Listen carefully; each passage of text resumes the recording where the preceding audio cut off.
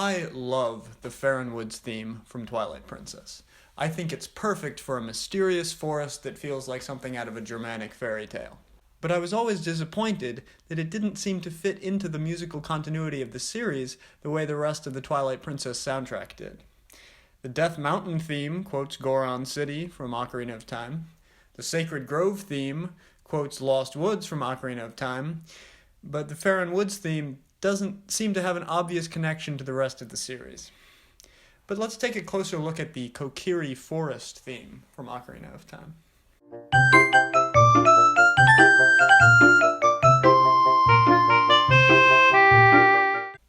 There are two reasons that this theme is perfect for a happy, safe village full of children. One reason is this whimsical little figure here that evokes children at play. The other reason is that this melody emphasizes the C major chord, which is the most stable and secure sounding chord in the key of C major, which we are in. The opening arpeggio outlines the C major chord. The climax of the melody is a jump down by a third, which is part of the same chord. And the phrase ends on that chord as well. This structure suggests that even when there's a bit of adventure and excitement, we're never far from home.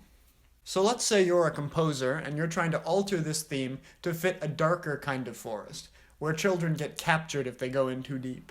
The first thing you're going to do is cut out the figure that sounds like children playing, and you're going to get this.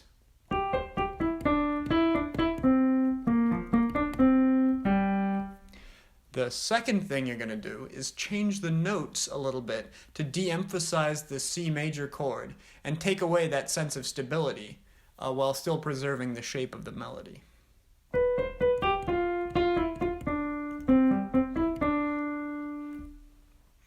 Now this is getting spookier, but it still sounds a bit too optimistic. That's because it's still firmly in a major key. Your ear can tell that because of these notes, the E naturals. If this were a minor key, they would be E flats, and you'd get a more melancholy sound.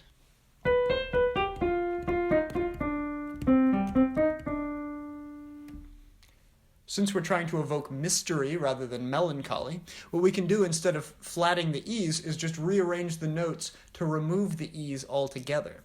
This way you can't tell if you're in a major or minor key, and that uncertainty creates a feeling of tension.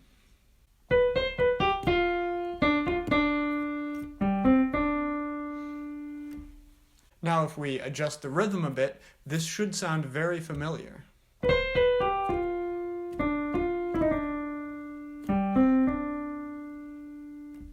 All that's left to do is transpose up a half step and add an accompaniment part that's also ambiguous between major and minor, and this is what we get.